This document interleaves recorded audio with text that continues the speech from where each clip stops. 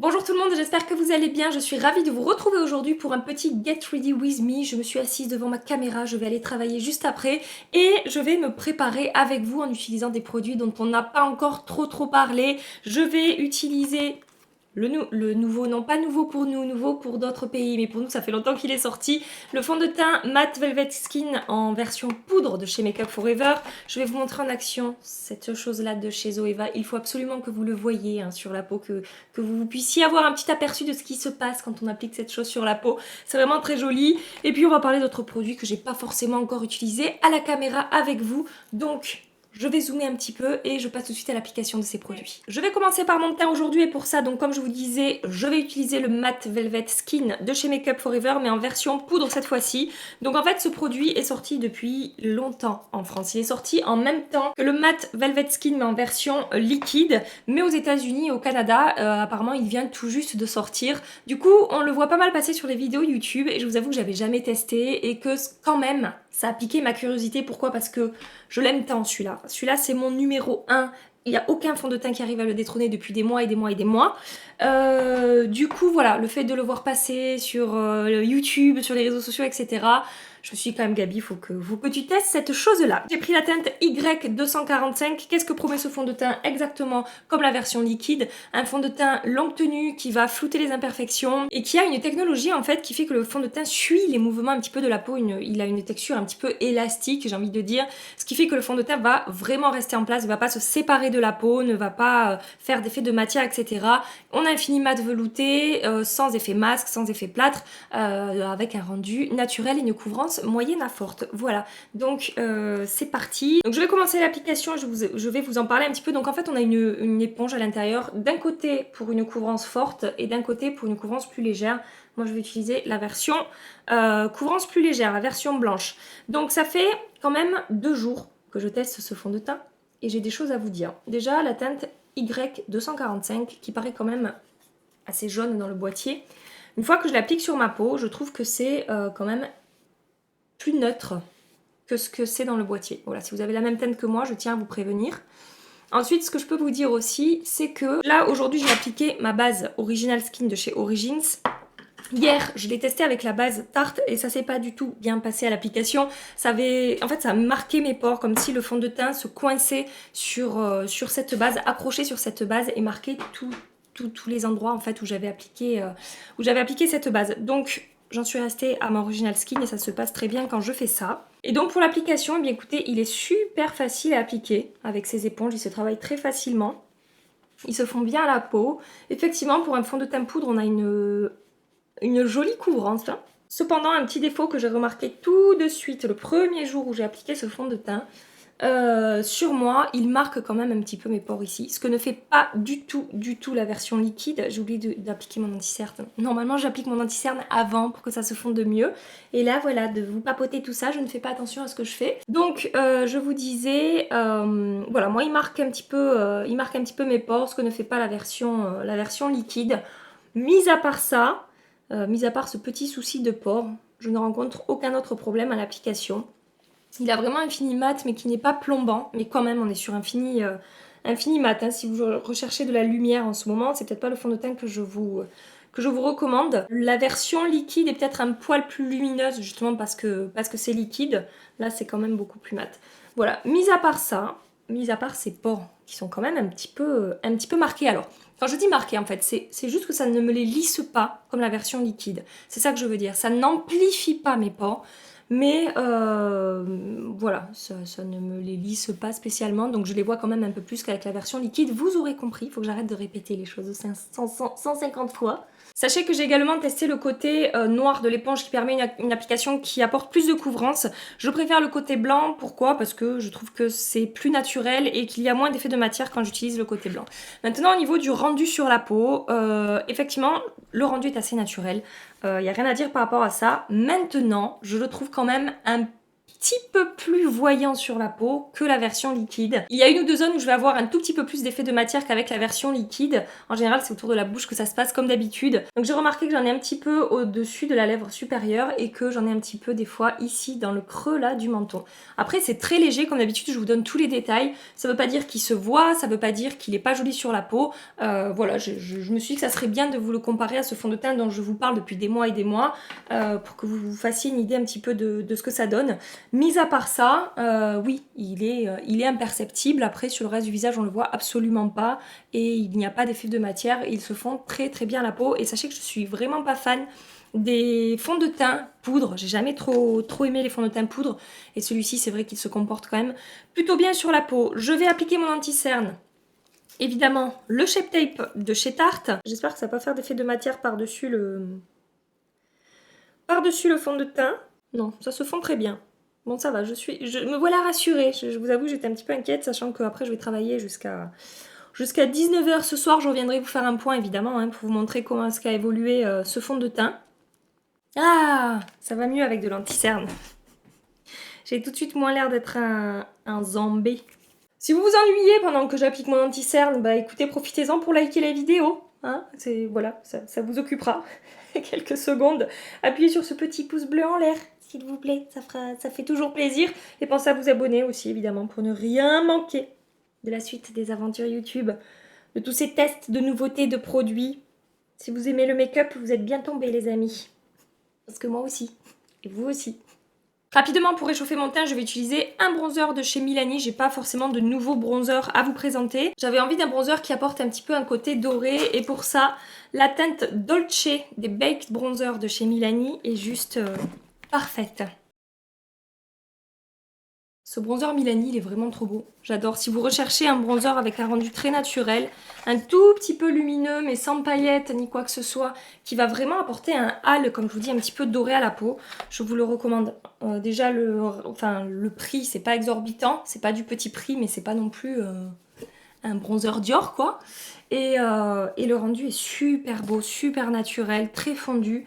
J'adore ce produit. Comme blush aujourd'hui, je vais utiliser le Soft Sun de chez Zoeva que j'ai pris en teinte Radiant Glow et que je vais prendre probablement en plein d'autres teintes. Ça fait 2 fois que j'utilise ce blush. Je suis tombée en amour. La qualité est exceptionnelle sur ce produit. J'ai vu qu'il y avait d'autres teintes, donc je vais définitivement acheter d'autres teintes parce que j'adore. La pigmentation, c'est pile ce que j'aime. Parce que vous voyez, ça se construit en fait petit à petit, mais c'est pas ultra pigmenté. Donc c'est difficile de se rater avec ce blush. Il se travaille hyper facilement. Il apporte un joli glow hyper subtil. Si vous aimez les glows naturels, vous n'aurez pas besoin d'appliquer d'enlumineur avec ce produit. Ils se font à la peau à merveille. Aucune démarcation. Enfin, je sais pas comment vous dire. Ça se travaille mais tellement bien. Et le rendu est super beau. Et la tenue est bonne. Et je suis absolument fan de ce blush de chez Zoeva. Et je vous ai dit dans mon haul quand je vous l'ai présenté qu'il me faisait clairement penser au blush de chez Hourglass qui sont complètement marbrés comme ça avec un côté lumineux, etc. Et bien sachez que c'est définitivement un dupe. Tiens, je me dis que je pourrais vous faire peut-être incessamment sous peu une vidéo dupe justement. Ça peut être une idée. Si vous étiez intéressé par les blushs Hourglass mais que vous les trouviez trop chers, eh bien vous pouvez foncer sur ce blush de chez Zoeva. Je pense que vous ne serez pas déçus. Regardez cette jolie chose qui est sur ma joue. Qu'est-ce que vous en pensez? Vous aimez? Moi j'adore. En enlumineur, je vais utiliser le Tarte Lit Chrome Paint de chez Tarte. J'ai déjà utilisé à la caméra avec vous, mais je ne l'ai pas utilisé à l'éponge. Je vous avais fait un petit compte rendu dans la vidéo en vous disant je vais continuer les tests, je vous en reparlerai, etc. Donc je me suis dit que c'était l'occasion de vous montrer comment moi est-ce que je préfère l'appliquer.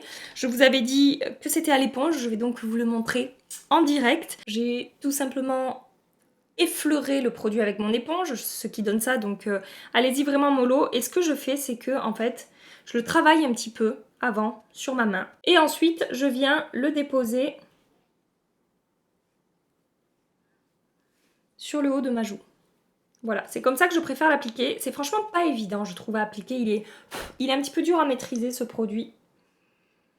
Mais moi personnellement c'est comme ça que je trouve que ça se passe le mieux, que ça se fond le mieux à la peau et que le rendu est le plus joli. Voilà, après si vous avez trouvé d'autres systèmes d'application, n'hésitez pas à partager. Après comparé aux enlumineurs BK dont je vous ai parlé dans ma dernière vidéo. Je préfère vraiment les enlumineurs BK que cet enlumineur de chez Tarte. Pourquoi? Comme je vous dis, parce que c'est pas forcément l'enlumineur le plus facile à travailler, alors que les enlumineurs BK, ils se fondent à la peau à merveille. Bref, je vous renvoie à ma dernière vidéo, je vous les montre en action pour que vous puissiez voir de quoi je parle. Ce que je vais faire aussi, du coup, c'est que je vais appliquer cet enlumineur sur ma paupière mobile. Alors par contre, en fard à paupières appliqué avec le doigt, là c'est hyper facile à appliquer.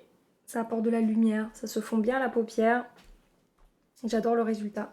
Je voulais pas forcément montrer à la caméra, mais au fur et à mesure que je me maquillais, j'ai appliqué mon bronzer dans mon creux de paupière. J'ai appliqué aussi un peu de blush dans mon creux de paupière. C'est une astuce que je vous avais donnée. D'ailleurs, je vais vous refaire une vidéo astuce. Là, j'ai d'autres astuces bien sympas à vous partager. Et donc voilà. Donc là, j'applique un petit peu de lumière et je vais appliquer du mascara. Et donc, comme mascara, j'utilise comme toujours le The Curler de chez Yves Saint Laurent, qui est mon mascara en ce moment favori. Oui, c'est celui que je rachète et que j'adore utiliser. Et pour les lèvres, je voulais vous reparler de cette chose-là de chez Essence. Il s'agit du Plumping Nude que j'ai en teinte. Il n'y a plus la teinte, elle s'est effacée. Je regarderai sur le site internet où je l'ai acheté sur Maki Beauty. Donc c'est un gloss tout simplement de chez Essence dans une petite teinte lumineuse et un petit peu rose. Ça coûte genre moins de 5 €, c'est une poignée d'euros, c'est vraiment un tout petit prix. Et ce truc là, j'arrête pas de l'utiliser en ce moment. Il est super joli, vous allez voir ça. C'est quand même un petit peu teinté, hein, c'est pas totalement en transparence. Je trouve vraiment que la teinte est super jolie. Vraiment, je trouve que, je sais pas, presque ça donne bonne mine, ça réveille le teint. La texture est un petit peu épaisse, mais ça n'est pas collant. Et vraiment pour un gloss qui coûte aussi peu cher, je le trouve super réussi. Voilà, donc je voulais vous le partager. Évidemment, tous les liens de tous ces produits seront en barre d'infos. Mais vraiment, jetez un œil à ça, ça vaut le coup. Il y a un petit côté mentholé, hein, si vous n'aimez pas, sachez-le. Et pour terminer, je mets un coup de spray fixant. Je vais utiliser mon Continue Setting Mist de chez Morphe. Ce truc-là est une merveille. J'ai donc terminé de me maquiller, je reviendrai ce soir après le travail pour vous faire un point, pour vous montrer comment est-ce que le fond de teint en particulier a évolué. Je vous fais des gros bisous, moi, et je vous dis à tout à l'heure. Me revoilà 12 heures après avoir appliqué mon maquillage, je reviens faire le point final avec vous. Donc, qu'est-ce que je constate en premier lieu? Oui, je brille. Je brille sachant que ça fait 12 heures que j'ai appliqué le fond de teint, que j'ai une peau mixte et qu'il fait 30 degrés dehors et que j'ai travaillé toute la journée. Alors pas dehors, mais j'ai quand même passé du temps en voiture où il n'y a pas la clim, etc. Donc voilà, j'ai eu très chaud. Voilà pour les conditions. Donc oui, je brille sur ma zone T, sur mon front, je brille sur mes ailes du nez, sur mon menton. Cependant, le fond de teint n'a pas bougé, il ne s'est absolument pas séparé de ma peau et je n'ai pas d'effet de matière autour de ma bouche. Donc, si je prends une éponge et que je viens absorber mon excès de sébum, tout disparaît. Enfin, tout disparaît. L'huile, le gras, tout ce qui lui disparaît et le rendu du fond de teint redevient impeccable, sans effet de matière. Et le rendu redevient super joli, en fait, tout simplement, voilà ce que j'ai à dire. Donc, c'est vraiment très appréciable. Maintenant, pour continuer de faire la comparaison entre la version liquide et la version poudre, je brille beaucoup moins avec la version liquide qu'avec la version poudre. Maintenant, je retrouve comme avec la version liquide, le fait de n'avoir aucun effet de matière sur la bouche, autour de la bouche et sur le visage. Et une chose aussi que j'ai remarqué au fur et à mesure des tests de ce produit, c'est que quand je l'applique, je vous dis, je vois peut-être un petit peu plus d'effet de matière que la version liquide, mais au fil des heures, en fait, je sais pas si c'est le sébum qui fait ça ou je sais pas la réaction avec ma peau, mais 1 ou 2 heures après l'application, le fond de teint est encore plus joli que le moment où je l'ai appliqué. Il est plus fondu et il est un petit peu plus imperceptible. C'était en particulier sur cette zone-là ce matin. Voilà, donc est-ce que je valide ce fond de teint ? J'ai envie de dire oui. Alors oui, je brille quand même pas mal avec au bout de 12 heures, mais un coup d'éponge et le tour est joué. Voilà, et la deuxième chose que j'ai remarqué, mais que je vous l'ai déjà dit, celui-ci, la version liquide, lisse quand même un petit peu plus ma peau que la version en poudre. Maintenant, il faudrait peut-être que j'essaye d'autres bases lissantes en dessous pour voir ce que ça donne. Le blush il n'a pas bougé, il est toujours là, j'ai toujours mes petites joues roses, il est vraiment, vraiment magnifique, je vous le recommande à 2000% ce produit. Le gloss de chez Essence, eh bien, il tient comme un gloss, hein, c'est-à-dire il tient 1 heure ou 2 et puis il disparaît. Et pour le maquillage des yeux, j'avais appliqué l'enlumineur Tarte, écoutez, c'est plutôt pas mal, ça a bien tenu, ça a peut-être un tout petit peu migré dans le pli, mais franchement, vu la journée que j'ai passée, c'est pas grave. Et je vous avoue presque que je préfère l'enlumineur finalement sur les paupières que sur les joues, voilà. Pour toutes celles et ceux qui ont testé le fond de teint Make Up Forever en version poudre, partagez votre avis en commentaire. Vous m'avez déjà fait pas mal de retours sur Instagram. Des retours jusque-là, on va dire à 90% positifs. Donc j'ai l'impression que ce produit-là rencontre beaucoup de succès. Donc voilà. Je vous attends dans les commentaires. Si vous voulez voir d'autres vidéos où je teste des nouveautés, je vais vous les accrocher sur l'écran pour que vous puissiez cliquer dessus. Je vous laisse ici pour aujourd'hui. En attendant ma prochaine vidéo, je vous fais des milliards et des milliards de bisous. Mouah. Prenez soin de vous et à très bientôt. Bye bye.